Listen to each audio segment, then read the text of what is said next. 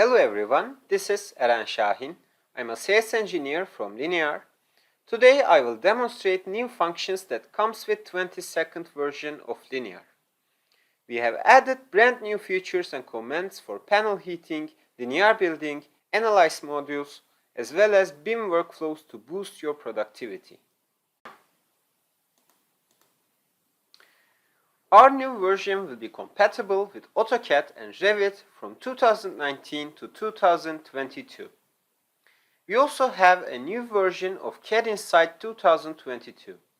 With this CAD module, you will be able to use linear solutions even if you don't have an AutoCAD or Revit and it works with the WG format. liNear can be used in 7 different languages, and you have the option to make different selections for interface language and output language. By this means, for example, you can use the program in English and you can have the output in Russian. This is a very nice functionality for the firms that works international, and these language packs are included without additional cost. First, let's start with linear building. In the 22nd version, the interface has been modernized. Besides a visual update, the control elements have been unified and the overview has been improved. Here, we have a new help interface for linear building.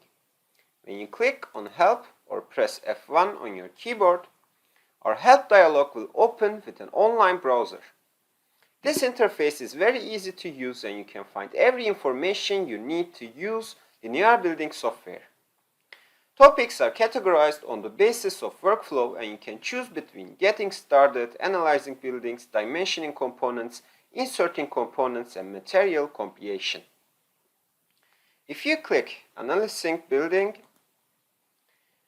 as you see, the detailed explanations of standards and commands are here for you. As you might already know, liNear gives the best solutions for panel heating and cooling system planning for years. And we are still improving it to have most accurate results faster and easier. For example, our room has a floor with 2 different adjacent temperatures. With our 22nd version, the system can be optionally designed for the entire surface of the room, even in the case of partial areas with different adjacent temperatures. Depending on the selected system, this is also possible for wall and ceiling systems. For the calculation of losses of the panel tempering, the past temperatures are considered, but the extension of the layout is now independent of these surfaces. There are also some new functionalities about construction of panel heating circuits in Revit. If you haven't seen our webinar about construction of panel heating circuits yet, you can find it in the liNear International YouTube channel. After we finish the construction of circuits, we have to place their connections. In order to place these connections, first we should select the circuit and then click on this place command. When you select the exact location, as you see, these connections will be placed. And then we do the same thing for the second circuit on the left. Select this place command and then select the exact location, and these connections will be placed. And for the third one, we can also place these connections right here.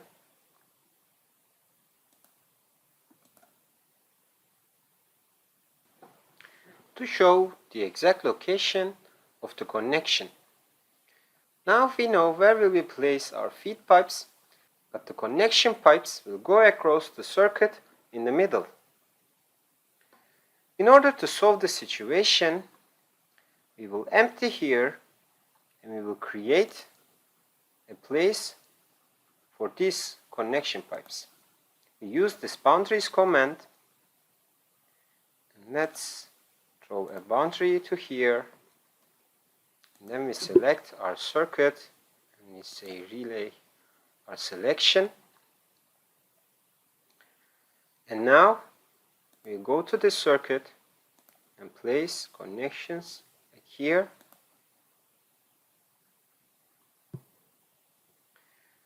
After that, we use this pipes command, and then we select our pipe, draw it as we wish, and then we select the second pipe, the return water pipe, draw it like this, and after that we can continue, and then we can draw our manifold from here, and then we can connect our circuits to it, and then we do our calculations. We also have a new function about radiators. When inserting radiators from linear building into your CAD program, you can now choose between 3 geometric levels of detail. Now let's select a radiator here with a manufacturer. And when we click on this sign to put this on the list, it will ask us to display grade for drawing. In the simplest geometry, the radiator is displayed as a block just like before. Newly added options are simple and detailed geometry from the VDI definition. You can adjust this option later within the VDI options if desired. And now let's dimension this radiator to ground level. We use this command. As you see, these radiators are dimensioned and inserted into these rooms based on their heat load data. And then we select the level and press this draw command.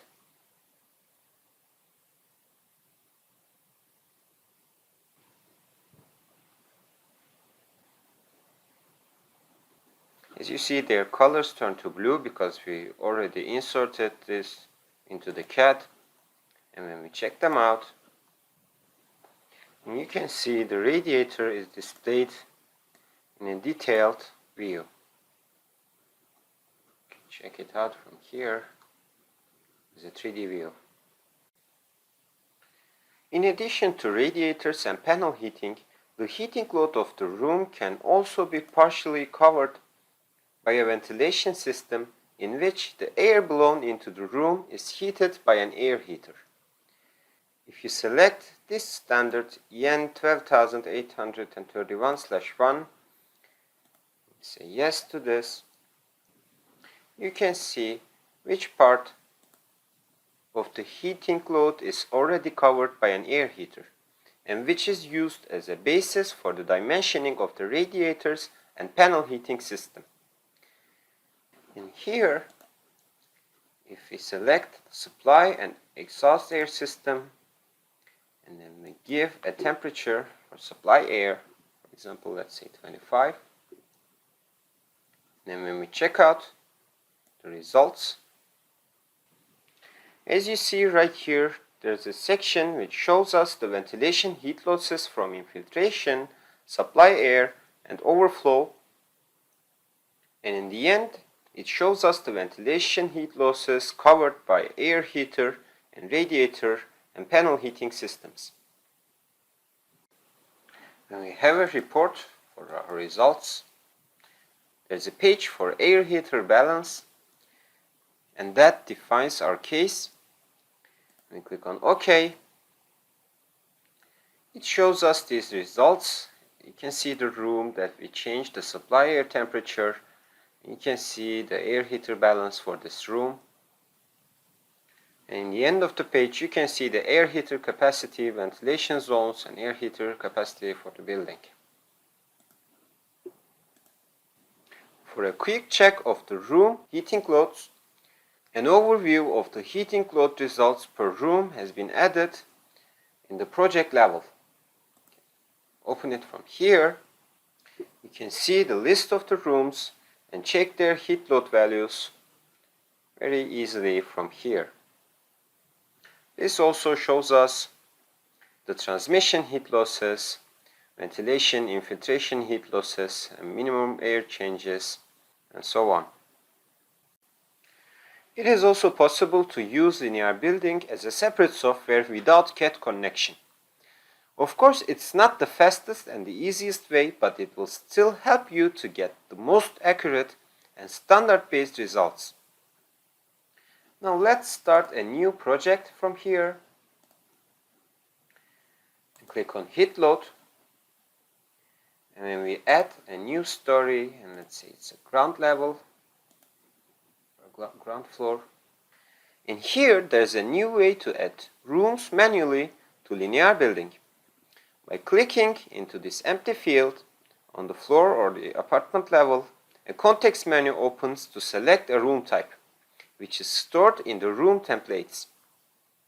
When you select a room, let's select a bedroom, it will be created, and then you can create another rooms like corridor, kitchen, living room, like 2 offices. You can easily do it from here in a very fast way. And when you open the room, you can adjust the values for ventilation or infiltration heat losses, or ventilation system heat losses, or heat capacities. And when you go to the transmission, you can add room components such as exterior windows, doors, and roofs, floors, and everything is here. And you can add them one by one and create your room. For example, let's select an external wall, and you can select the orientation if it's north, south, west, or east, and you can give dimensions, area, U value, and everything from here, and you can create your room. As we already mentioned in our last webinar, linear is fully compatible with MEP BIM workflows, and early design is a subject that we are very concentrated. With the 22nd version, our pipeline corridor design workflow for early design phases is improved. To enable a faster workflow, the design of cross-section is now done in 2 steps. In the first step, you define the type of the pipes or ducts and associate them dimensions from here. When you click on this command, you will see a list of pipes and ducts from different disciplines. After you do the desired selection, you can go to the cross-section editor. Let's do the selection first. Let's select return and supply water, cold water, hot water, circulation, and let's say supply air and exhaust air. And when we apply, we can see these pipes on this list. Now we open the new cross-section editor.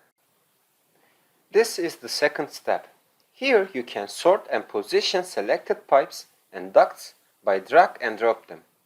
By splitting the dimensioning and geometrical arrangement step, the corridor design is thus even more intuitive, and changes in the arrangement can be implemented very quickly in the new editor. On the right hand side, we can name the cross-section to save it. Also, we can change the section length for slope pipes, and we can arrange the lateral distances. For example, if we say 100 to left and right, there will be 100 millimeter spaces on the left and right of the corridor. And in here, we have pipes and ducts we selected from this dialog, pipes dialog in there. When we select the return water, put them here, and the supply water, as you can see, we can easily arrange their positions like this. Let's say the hot water, we put them on the top, and for the air ducts, we put them on the middle.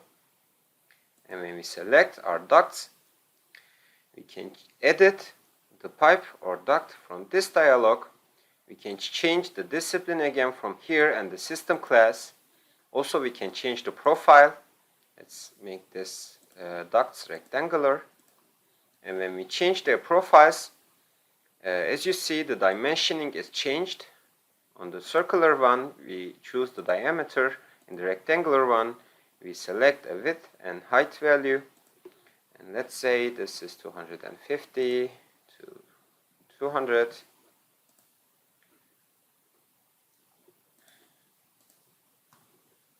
And for the other one, give the same value, 200. As you can see, we set up a profile, a corridor design, and we can change it from here, and we can put the pipes back in here, and also we can add another pipe right here, and when we select it, we can change its discipline, the system class, and the diameter. We can do the pre-selection from the pipes dialog. Also, we can add and drop or remove from here. And also we can change the geometry like this. There are some comments in here. It says mirror all. When we select this, it will mirror on the right ones with the left ones.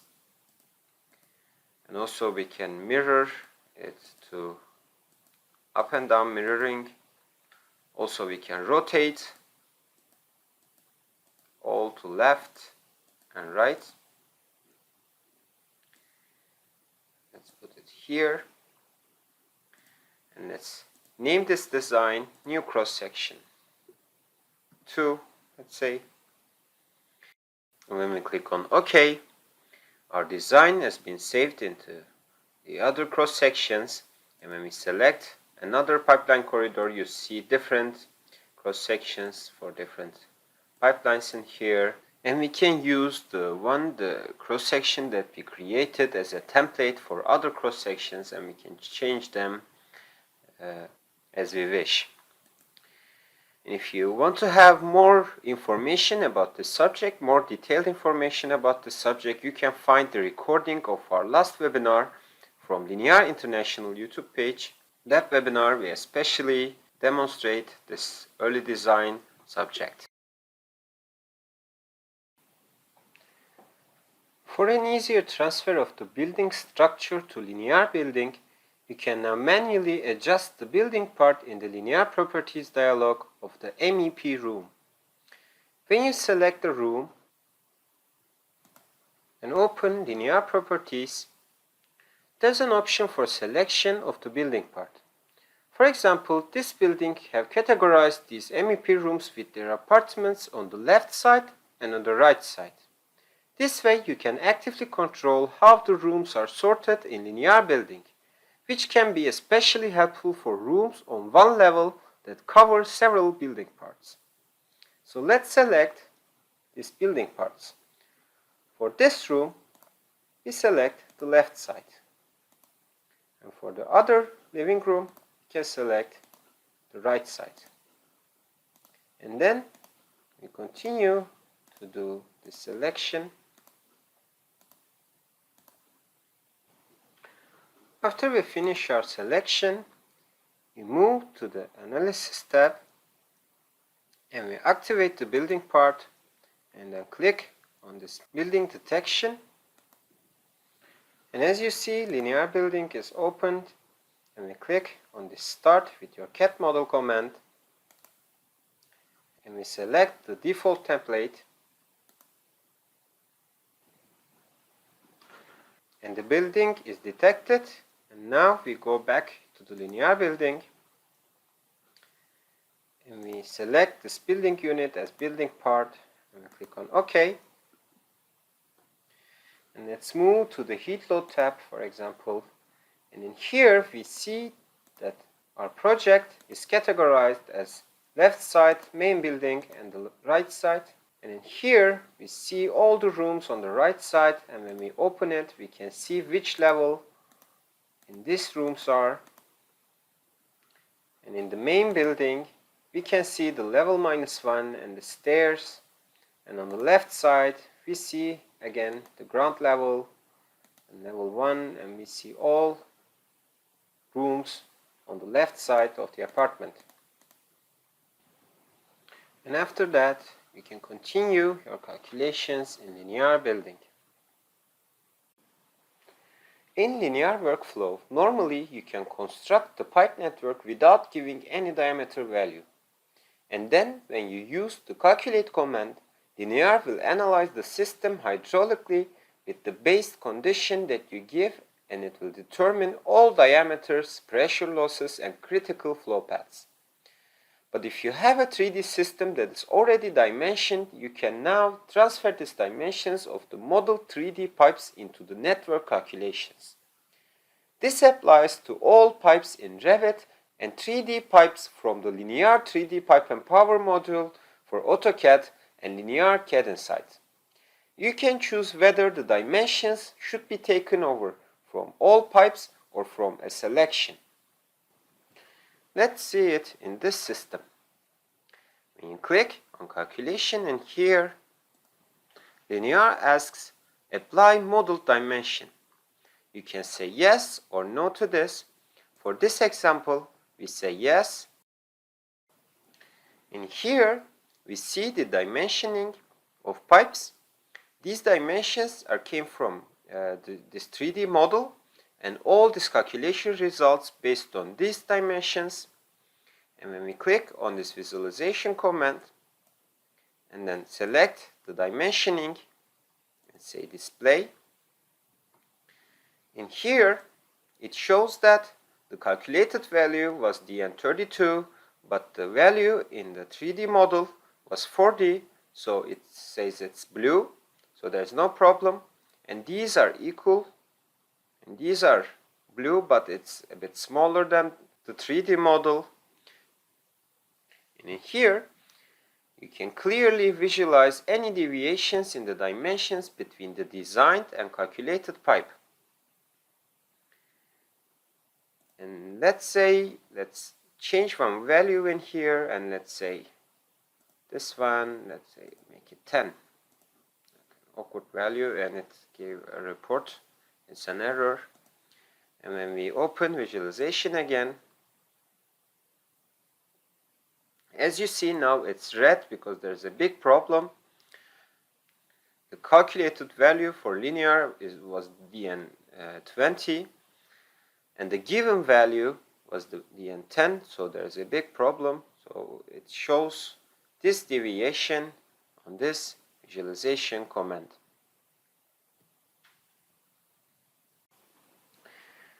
As you see, we have a project that includes floor plans on the right hand side and a scheme at the left hand side. And these floors starts with partial networks. We use this symbol to represent the rest of the network. On these floor plans, we use partial network starts, and at the scheme, we use partial network ends for the same project. When we check out their technical data, we select a partial network end. As you can see, it shows us the technical values for this network. Also, there's a part that names connection. When we click on this command, it will show us the partial network start that this symbol represents. This is for better assignment of linked partial network starts and ends. The connection of the elements in the model can now be comfortably visualized by a temporary line in the drawing. For the assignment, we can use this command, and we can select one of the partial network starts, or when we click on the select from drawing, we can just simply select the partial network start, and it will connect both of these ends together. When we check out other partial networks, let's select this one, and when we use this command, as you see on the first floor, and this is also the first floor, and it shows the partial network starts and the partial networks end, and it connects with the temporary line. And now we have come to the end of this webinar. Today I demonstrated new functions that comes with 22nd version of liNear. If you have any opinions on our webinar or if you have any suggestions for topics that we should cover in our next webinars, please let us know. If you need more information about this subject or liNear, you can reach me via esa@linear.de. If you want to watch this or previous webinars again, you can follow liNear YouTube page. Thank you very much for your participation.